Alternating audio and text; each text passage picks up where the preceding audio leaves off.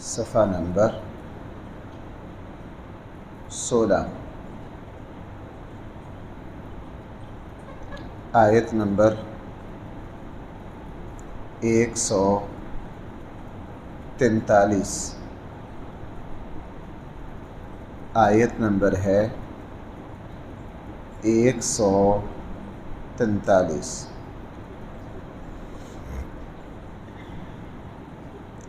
بسم اللہ الرحمن الرحیم۔ الحمد للہ رب العالمین والصلاة والسلام على سید الانبیاء والمرسلین وعلى آلہ واصحابہ اجمعین۔ اما بعد فاعوذ باللہ من الشیطان الرجیم۔ بسم اللہ الرحمن الرحیم۔ ثمانیۃ ازواج من الضأن اثنین ومن المعز اثنین قل آذکرین حرم ام الانثیین ام اشتملت علیہ ارحام الانثیین نبئونی بعلم ان کنتم صادقین ومن الإبل اثنين ومن البقر اثنين قل آذكرين حرم أم الأنثيين أم اشتملت عليه أرحام الأنثيين أم كنتم شهداء إذ وصاكم الله بهذا فمن أظلم ممن افترى على الله كذبا ليضل الناس بغیر علم ان اللہ لا یہدی القوم الظالمین۔ صدق اللہ مولانا العظیم۔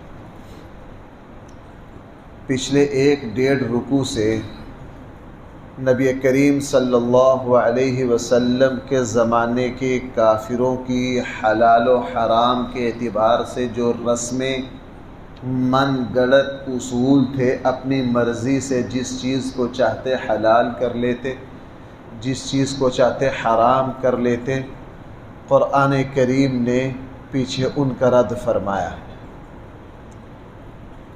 اور یہاں بھی قرآن کریم نے مزید ان کا رد کرتے ہوئے 3-4 باتیں ارشاد فرمائی۔ پہلی بات یہ ارشاد فرمائی کہ یہ اصول تمہارا اپنا گھڑا ہوا ہے کہ جی اگر بچہ زندہ پیدا ہو وہ صرف مردوں کے لیے حلال ہے، اگر مردہ پیدا ہو وہ سب کے لیے حلال ہے۔ یہ اصول تم نے خود گھڑا ہے۔ نمبر 2، اگر کوئی اونٹنی پہلا نر بچہ دے وہ فلاں بت کے نام پر ہے، بعد والے فلاں کے نام پر ہیں۔ اللہ نے کوئی اصول نہیں بنایا، تمہاری اپنی طرف سے ہے۔ اگر کسی نر اونٹ سے 10 مرتبہ اونٹنی حاملہ ہو کے بچہ جنے، اس کے بعد وہ نر اونٹ فلاں بت کے لیے وقف ہو جاتا ہے، یہ تمہارا اپنا گھڑا ہوا ہے، اللہ تعالیٰ نے اس پر کوئی حکم نہیں اتارا ہے۔ بالکل اسی طرح آج کے زمانے میں یہ گائے جو ہے یہ فلاں مزار کے نام پر ہے، یہ اپنا اصول گھڑا ہے، اللہ تعالیٰ کی طرف سے، دین کی طرف سے کوئی بات نہیں۔ یہ کبوتر فلاں مزار کے نام پر ہے، یہ جانور فلاں مزار کے نام پر ہے۔ اگر کوئی گائے جو ہے بھینس پہلا بچہ دے وہ فلاں اپنے پیروں کے نام پر ہے۔ یہ ساری باتیں من گھڑت ہیں، ان کا دین سے کوئی لینا دینا نہیں ہے۔ فرمایا ہم نے تمہارے لیے 4 جوڑے پیدا کیے، تم ان میں سے کھاؤ پیو، وہ نر ہو مادہ ہوں سب کے لیے ہیں، اللہ تعالیٰ نے اصول عام رکھا ہے۔ ایک بات۔ دوسری بات یہ ارشاد فرمائی ہے کافروں کے مقابلے پر کہ اے نبی جی ان لوگوں کو بتا دیجئے میرے اوپر جو وحی اترتی ہے صرف 4 چیزوں کو حرام قرار دیا گیا۔ یہ نہیں کہ اسلام میں صرف 4 چیزیں حرام ہیں، یہ بات قرآن کریم نے کافروں کے مقابلے پر فرمائی ہے کہ اے نبی صلی اللہ علیہ وسلم آپ لوگوں کو بتائیے میرے اوپر جو وحی آتی ہے بھائی اس میں کتنی چیزیں حرام قرار دی گئی ہیں؟ 4۔ نمبر 1، اس میں مردار کو حرام قرار دیا گیا ہے۔ ابھی پیچھے آیا کافروں نے یہ کہا تھا کہ اگر بچہ زندہ پیدا ہو تو صرف مردوں کے لیے، مردہ پیدا ہو تو سب کے لیے۔ قرآن نے کہا نہیں، اللہ کے نبی کی زبان مبارک سے اعلان کروایا، اللہ نے میرے اوپر جو وحی بھیجی ہے اس میں مردار سب کے لیے حرام قرار دیا گیا ہے، بہتا ہوا خون سب کے لیے حرام قرار دیا گیا ہے۔ نمبر 3، خنزیر نجس العین ہے، وہ سب کے لیے حرام قرار دیا گیا ہے، اور اللہ کے علاوہ جو جانور کسی اور کا نام لے کر ذبح کیا جائے وہ بھی سب کے لیے حرام قرار دیا گیا ہے۔ ہاں اگر کوئی مجبور ہو جائے، جان جاتی ہو، پھر ان کو ان کے استعمال کی اجازت ہے۔ لیکن بھائی ہمارے یہاں بھی، بھائی ذرا توجہ کرنا میری طرف، ہمارے یہاں بھی بڑے بڑے حرام خور اور سود خور ہیں، بڑے بڑے بدبخت ہیں ہمارے یہاں بھی۔ وہ قرآن کی اس آیت کو پیش کر کے کہتے ہیں کہ اللہ، قرآن نے تو یہ کہا کہ نبی جی آپ اعلان کیجیے اللہ نے میرے اوپر صرف کتنی چیزیں حرام قرار دی ہیں؟ 4۔ ان 4 کے علاوہ اور کوئی چیز اسلام میں حرام نہیں ہے، لہٰذا ان میں سود کا ذکر نہیں ہے، ان میں فلاں چیز کا ذکر نہیں ہے۔ یہ دلیل ان کی بالکل غلط ہے۔ یہ جس وقت یہ آیت اتری تھی اس وقت 4 چیزیں ہی حرام تھیں۔ پھر اس کے بعد جب وحی اتری تو بہت، سورہ مائدہ کے پہلے رکوع میں ہے، جو جانور چوٹ لگ کے مر جائے، گلا گھٹ کر مر جائے، اوپر سے نیچے گرے، وہ بھی حرام ہے۔ نبی کریم صلی اللہ علیہ وسلم نے پھر مزید اضافہ فرما دیا، درندے حرام ہیں۔ بھائی آپ نے کیا فرمایا؟ درندے حرام ہیں، اور پرندوں میں سے جو دوسروں کو چونچ اور پنجوں سے پھاڑ کے کھائیں وہ بھی کیا ہے؟ حرام ہے۔ تو اسلام میں صرف یہی 4 چیزیں حرام نہیں ہیں، اور چیزیں بھی حرام ہیں۔ یہ 4 چیزیں تو کافروں نے جو کچھ حرام کر رکھا تھا ان کے رد میں قرآن نے کہا۔ اس لیے آج یہ آیت پیش کر کے کہنا میں نے سود خوروں کو جو پاکستان میں سود کو حلال کرنے کی کوشش کر رہے ہیں وہ اس آیت کا بڑا سہارا لیتے ہیں۔ وہ کہتے ہیں جو قرآن نے صرف 4 باتوں کو حرام قرار دیا، ایسا نہیں ہے۔ ہم کہتے ہیں جناب قرآن کی اس آیت کے ساتھ قرآن کریم کی دوسری آیتیں بھی ملا لو تو تمہیں اندازہ ہو جائے گا کہ اور چیزیں بھی حرام ہیں۔ اور بھائی تیسری بات وہ بڑی اہم ہے میرے اور آپ کے لیے۔ قرآن کریم نے ارشاد فرمایا یہودیوں کی خباثتوں کی وجہ سے، ان کی شرارتوں کی وجہ سے، ان کی سازشوں کی وجہ سے، اللہ اور اس کے رسول کے حکموں کے مذاق اڑانے کی وجہ سے ہم نے ان کے اوپر بطور سزا کے بہت سی چیزوں کو حرام قرار دے دیا تھا۔ مثلا ہم نے انہیں کہہ دیا تھا کہ وہ جانور جو پنجے والے ہوں ان کا پنجہ جو ہے وہ پھٹا ہوا نہ ہو، وہ تم پر حرام ہے، جیسے اونٹ، شتر مرغ، مرغابی، بطخ، ان کے پنجے ہوتے ہیں لیکن ان کے جو ان کی انگلیاں کہہ لیجیے اس کے درمیان بھی وہ ملی ہوئی ہوتی ہیں۔ ہم نے یہ چیزیں یہودیوں پر حرام قرار دے دی تھیں، اصل میں حرام نہیں تھی، یہودیوں کی خباثتوں کی وجہ سے حرام قرار دی تھی۔ نمبر 2، ہم نے حلال جانور کی چربی، جیسے ابھی عید کے دنوں میں اس کو بیان کرتا ہوں کہ حلال جانور میں کون کون سے اعضاء ہیں جو حرام ہیں، میں اکثر بیان کرتا ہوں عید کے دنوں میں بہتا ہوا خون، خصیتین دونوں شرمگاہیں، غدود، پتا، یہ چیزیں، اور بھی میں چیزیں جو 7 چیزیں اکثر بیان کیا کرتا ہوں۔ یہودیوں کے لیے کیا حرام تھا حلال جانور میں؟ حلال جانور کو ذبح کر کے اس کی جتنی بھی چربی ہے وہ یہودیوں پر حرام تھی۔ کیوں حرام تھی؟ قرآن نے کہا بنیادی طور پر حرام نہیں تھی، ہم نے جو یہودیوں پر حرام قرار دی تھی وہ ان کی خباثتوں کی وجہ سے۔ بھائی کس وجہ سے؟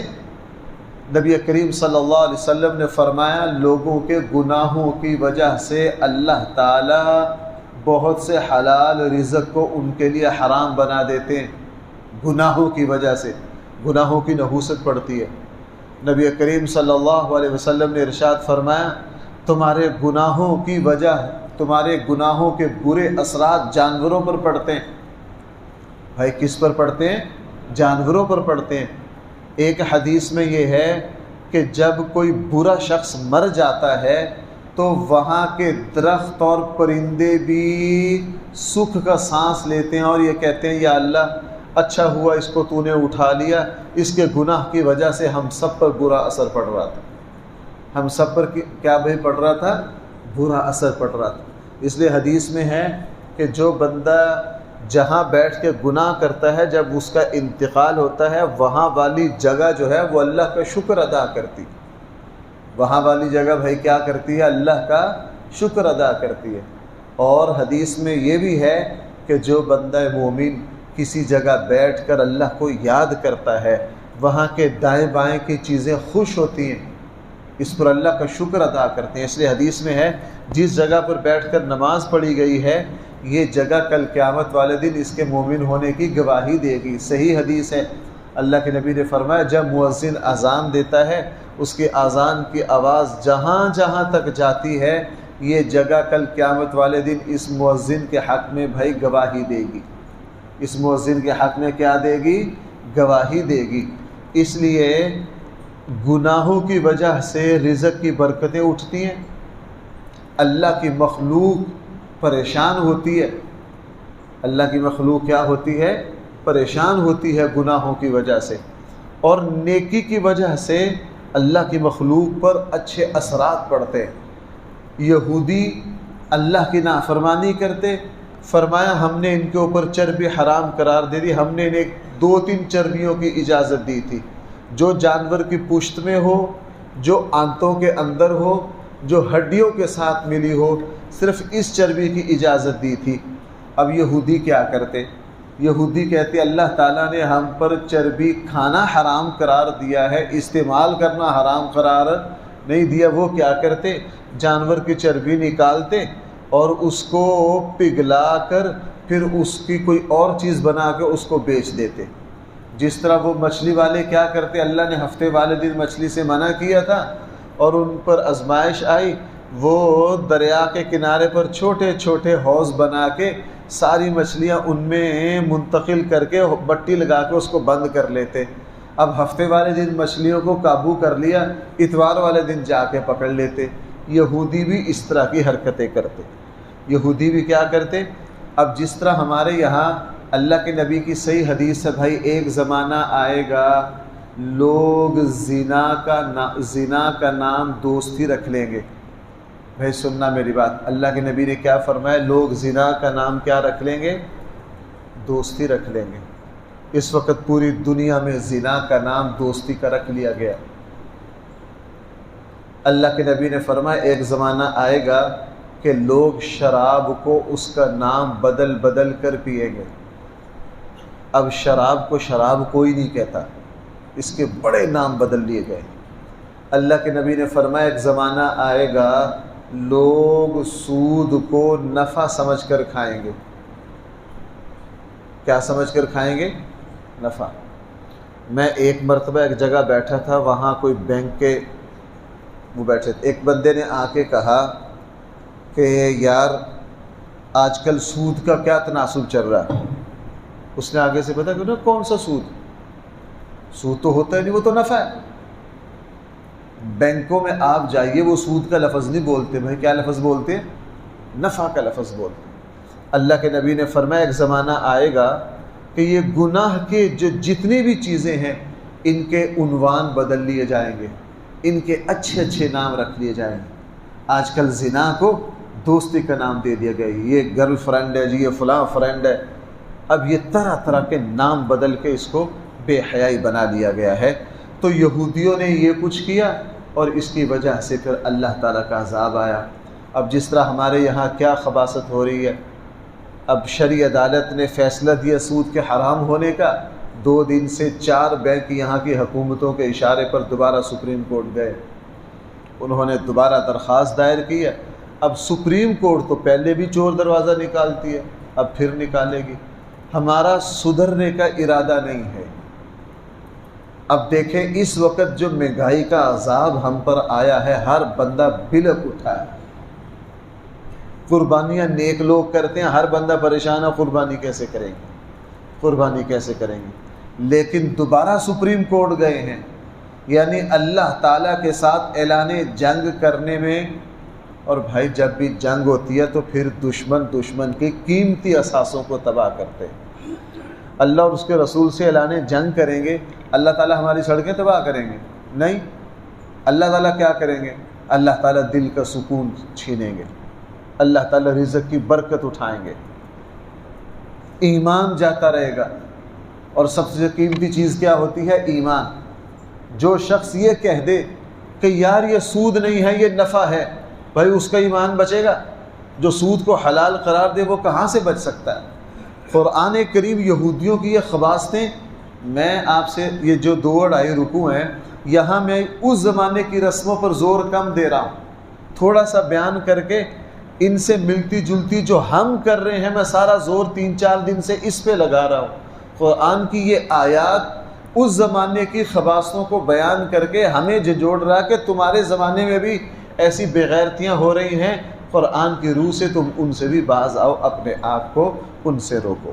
اس لیے یہاں قرآن کریم نے ارشاد فرمایا 8 ازواج، اللہ تعالیٰ نے 4 جوڑے 8 جانور تمہارے لیے رکھے ہیں۔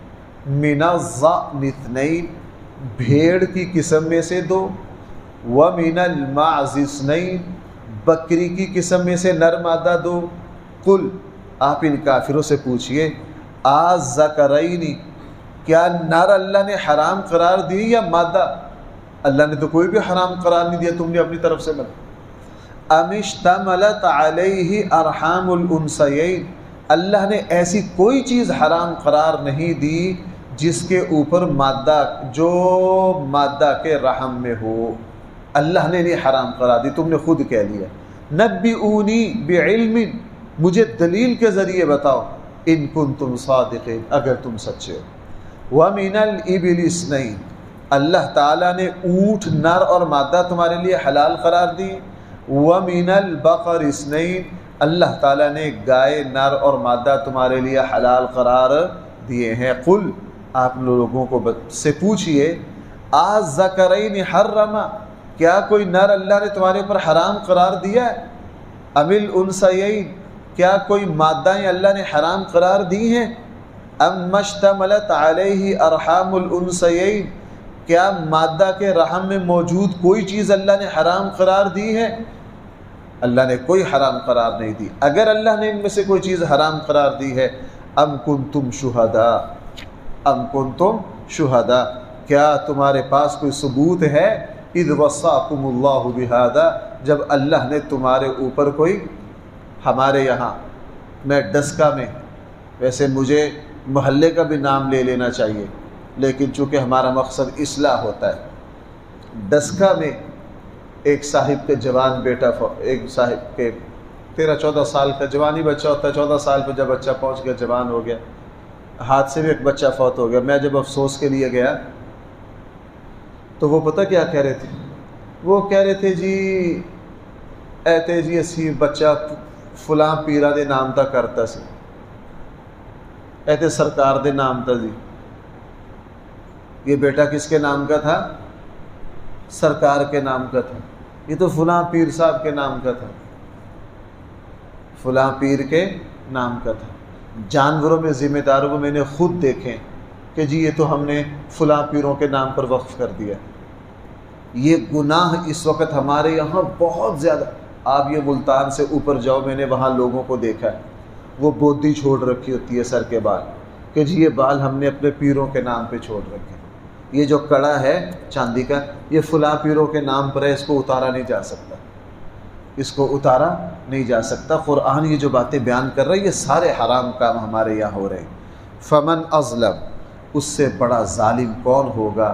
افترا علی اللہ کذبا، جو اللہ پر بھی جھوٹ باندھ دے، لیضل الناس، تاکہ لوگوں کو گمراہ کر دے، بغیر علم، حالانکہ کوئی علم ان کے پاس نہیں ہے۔ ان اللہ لا یہدی القوم الظالمین، یقیناً اللہ تعالیٰ ظلم کرنے والوں کو، حد سے آگے بڑھنے والوں کو کبھی بھی سیدھی راہ نہیں دکھاتے۔ قل، اے نبی صلی اللہ علیہ وسلم آپ لوگوں کو بتائیے، لا اجدو، میں نہیں پاتا، فی ما اوحی الیہ، اس وحی میں جو میری طرف آ رہی ہے، محرما علی طاعم یطعمہ، میں نہیں پاتا کسی کھانے والے پر کوئی چیز حرام، الا ہاں ان یکون میتتا، مگر مردار حرام ہے، او دما مسفوحا، بہنے والا خون حرام ہے۔ بھائی میری بات سننا، عید کے دن میں لوگ پتہ کیا کرتے ہیں، جب جانور ذبح کرتے ہیں نا، بہنے والا خون برتنوں میں محفوظ کر لیتے۔ کیوں جی کرتے ہیں کہ نہیں؟ بعض لوگ اس کی مالش کرتے ہیں، بعض لوگ اس کو کسی اور طرح استعمال کرتے ہیں۔ جو خون بہنے والا ہو وہ حرام ہے، اس کو استعمال نہیں کیا جا سکتا، اس کو استعمال نہیں کیا جا سکتا۔ اسی طرح جانور ذبح کرتے ہوئے جو خون کپڑوں پر پڑتا ہے اس کو دھونا واجب ہے، چونکہ وہ بھائی کیا ہے، وہ ناپاک اور حرام۔ ان یکون میتتا، ہاں مردار حرام ہے، او دم مسفوحا، بہنے والا خون حرام ہے، او لحم خنزیر، خنزیر کا گوشت حرام ہے، فإنہ رجس، یہ گندگی ہے، او فسقا، یہ اللہ کی نافرمانی ہے، اہل لغیر اللہ، اور وہ بھی حرام ہے جو اللہ کے علاوہ کسی اور کے لیے حلال کیا گیا ہو۔ فمن اضطر، جو شخص مجبور ہو جائے، غیر باغ ولا عاد، وہ حد سے بڑھنے والا، سرکشی اور بغاوت کرنے والا نہ ہو، فإن اللہ غفور الرحیم، وہ ان چیزوں کو کھا کر اپنی جان بچا سکتا ہے، اللہ تعالیٰ اس کو معاف کر دیں گے۔ وعلی الذین ہادوا، اور یہودیوں پر، حرمنا، ہم نے حرام قرار دے دیا تھا، کل ذی ظفر، ہر ناخون والا جانور، ومن البقر، اور ہم نے گائے اور بکریوں میں سے، حرمنا علیہم، حرام قرار دے دیا تھا یہودیوں کے لیے، شحومہما، ان کی چربی کو، ہاں ان کے لیے صرف یہ چربی حرام تھی، ما حملت ظہورہما، جو پشت کے اوپر ہوتی ہے، اب الحوایا، یا جو انتڑیوں کے اندر ہوتی ہے، او مختلط بالعظم، یا جو ہڈیوں کے ساتھ ملی ہوتی ہے۔ یہ چربیاں ہم نے کیوں حرام قرار دی تھی؟ ان کی خباثتوں کی وجہ سے۔ ذالک جزیناہم، یہ ہم نے ان کو سزا دی تھی ان کی بغاوت کی۔ وَإِنَّا لَصَادِقُونَ، اور بے شک ہم تمہارے سامنے 100% صحیح حقیقت کو کھول کر بیان کر رہے ہیں۔ فَإِن كَذَّبُوكَ، اگر یہ لوگ آپ کو جھٹلائیں، آپ ان کو جواب دیجئے، تمہارا رب بڑی رحمت والا ہے، وَلَا يُرَدُّ بَأْسُهُ، اور اس کے عذاب جب ظالموں اور مجرموں پر آئے گا، وَلَا يُرَدُّ بَأْسُهُ، کوئی اس کے عذاب کو مجرموں سے ٹال نہیں سکتا۔ اللہ تعالی ہم سب کو صحیح فہم عطا فرمائے۔ الحمدللہ رب العالمین، والصلاة والسلام علی سید الانبیاء والمرسلین، وعلی آلہ واصحابہ اجمعین۔ ربنا آتنا فی الدنیا حسنہ وفی الآخرة حسنہ وقنا عذاب النار۔ صلی اللہ تعالی